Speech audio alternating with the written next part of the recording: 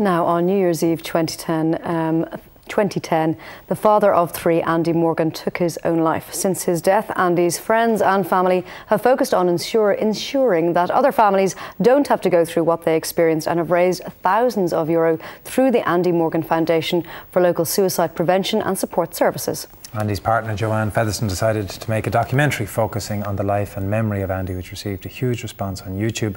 Andy's daughter Alex then decided she wanted to speak about her father and how he died. She took part in her own documentary in which she explains how it's okay to tell children about suicide. Joanne and Alex join us now. Folks, you're very welcome. First, we'll take a quick look at Alex in her own documentary. My mum told me that my dad died by suicide, and I had one question for her. Why did he do it? She says, well, she didn't really know why she did it, so she just said, I don't know. Cause like it's a big difference.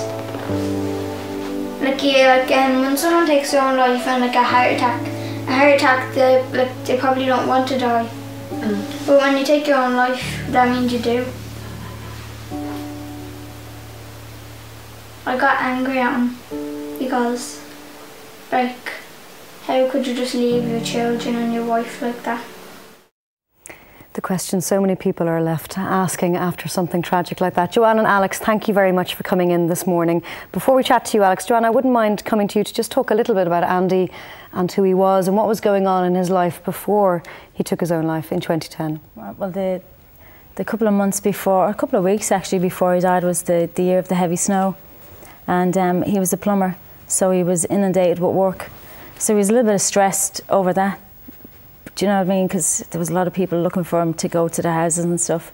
But other than that, he was grand. We had a fantastic Christmas. Like, it was probably one of the best Christmases that we had. Real happy, real. And had he ever, been depressed previously or had issues with mental health? Was that something you were aware of? No, I wasn't aware of it at all.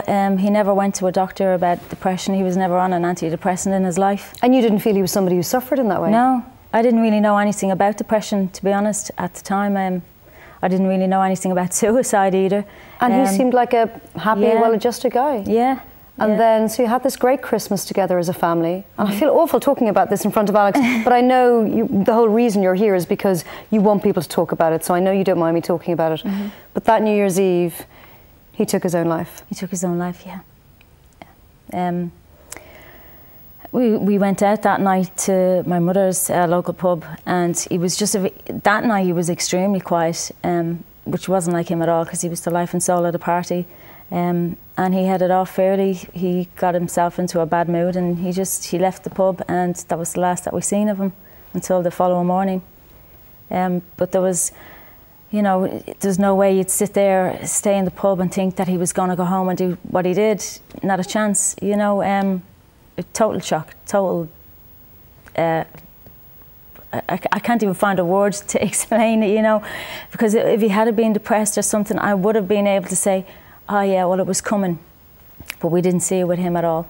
Now, the children were obviously younger then. So how many children? I have three children. Leanne, who's 19, Alex, obviously, and Jamie, who's 8. And what did you tell them? Well, Leanne was with me, the eldest daughter was with me when we found him. So she had to witness that. Obviously later on that day, when we went back to my mother's house, we told the children that he died of a heart attack. You couldn't, it was very hard to there was no way I was going to say anything then, So yeah, we just said that he died of a heart attack. And then when did you decide to tell Alex the truth? Was it when you asked your mum? And why did you ask your mum? Did you think it wasn't the truth? Did you think you didn't? So you thought there was more to the story than you knew? Because you were dealing with your dad being gone, which must have been horrific for you. I don't know how you've done it. And then you decided to ask your mum, how did he really die? And what did she tell you? Well, she told me that did he commit suicide. And how old were you when she told you that? I was like 7. And did you understand what that meant? No. So did you then ask her to explain it? And what did she say? She said when someone takes their own life. And did you understand that? No, not really. Not really. Of course you didn't. And so when did you start to understand it? And because you explain it very well in the clip we just saw there, and you talk about how you got angry at him. So when did you start to get your head around it a little bit? Well, like I went in again, and she like explained like what he actually done. So she told you exactly how he took his own life. And did that, now most people would think that's the worst thing a parent could ever do to a child, but you say it helped you to know the truth. But it must have been upsetting to hear at the same time. But are you glad your mum told you the truth? Yeah, very glad. Why are you glad? Because I'd hate like growing up and like then like I'm an adult and then my mum tells me the truth and like then like just imagine like you'd be furious at her. And you were angry at your dad as well, weren't you? And can you make any sense of why he did what he did? No. But you've worked your way around it. How do you feel about it now? I'm actually like really happy, you know, now. Like I've learned to accept it. And did you go for counselling, or did you speak to anyone in particular about this, or did you just chat to your mum and your friends? Well, in my school I went to this project called Seasons of Growth with my brother. And what did they do there? They just talk to you, you know, and make sure you're feeling okay, you know, and just help you through it. And did that help a lot? Because you say another piece in the video that people can watch on YouTube, you say don't cry alone. It's really important to cry with people you love. So are there times when you do get sad, maybe at Christmas or your birthdays, and would you go and maybe have a cry with your mum then or your friends? When's the toughest time, Alex? And kind of like, well, one of the toughest times so far was my communion. Which was when? It was like 2 years ago. 2 years ago, you really missed him then? Oh. Oh, I'm sorry. I feel really inappropriate talking to Alex about this.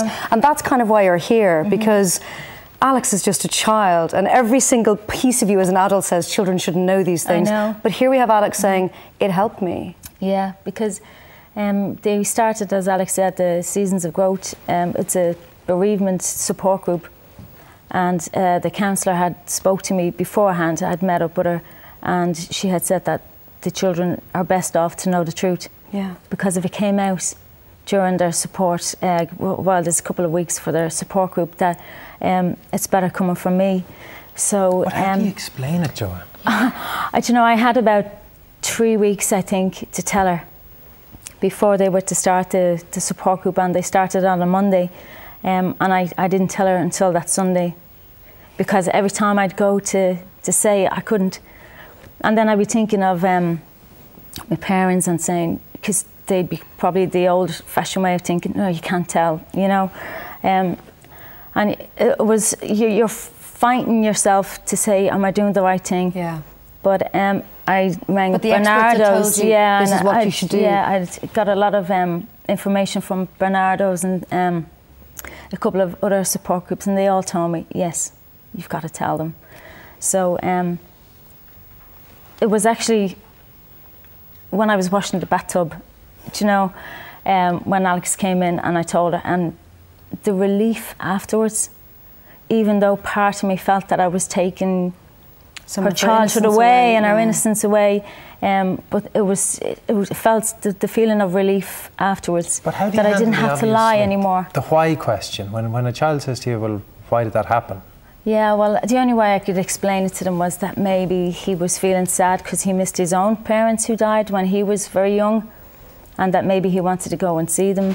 But the only thing I could really tell them was I don't know. Yeah. Because we'll never know. Anybody, which is hard as a knows. parent, because your job is to give all the answers. I know. But there are no answers. There are no answers, not at all. Like, so because the way we have the attitude, it's we accept it. If you can accept suicide, you can heal, you can grow. But if you don't accept it, you carry around all this hurt and pain inside. And I've met so many people in the last couple of years who just can't move on from the bereavement of someone they lost through suicide. Because maybe it's a secret they're keeping, they're not talking about it openly. Yeah. Mm-hmm. Alex, can I ask you, if there are people watching this programme now and somebody in their family died by suicide and they haven't told their children that that person died by suicide, what would you say to them? I'd just say to them that they should tell their children, because like if I was like the child and like my mum just said, oh he hurt, like he got a heart attack or like something like that, well then like I'd go up saying, oh well, at least that's not bad, like he didn't want to die. But then like imagine like when you're like a teenager or something and your mum tells you the truth, and then that just like, it's just like a big like burning feeling, because that just means they do want to die.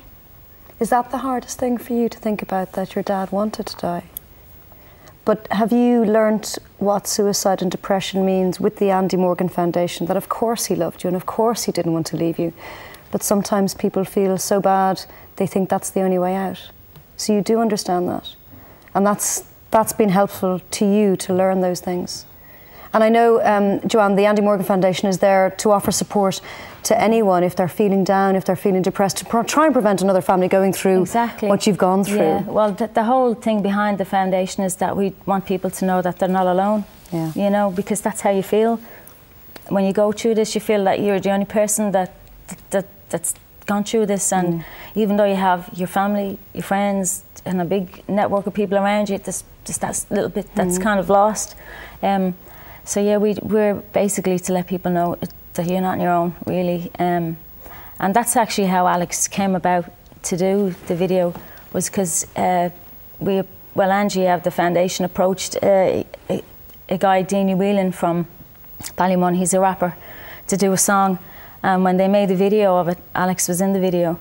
So when she watched it there only about 2 weeks ago when it came out on YouTube, that's when she wanted to make her own little tribute video. Did you say that to your mum? Did you say, Mum, I want to talk about this? So that was your choice. And when you look at, have you looked at it? Have you looked at you talking about it? You have. Are you proud of yourself? You should be.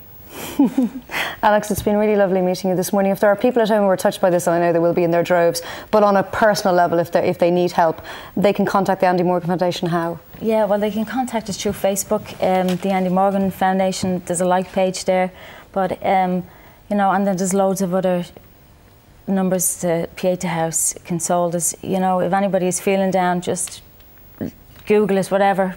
Talk to somebody, talk to your friend.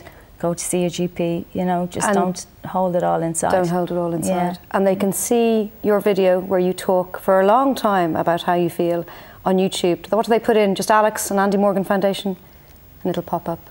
Are you glad lots of people are seeing it and talking about it, Alex, or is it a bit tough? Well, it kind of gives me more support. Good, I'm glad to hear that. Alex, thank you so much for coming in this morning, and Joanne, thank you so much as well.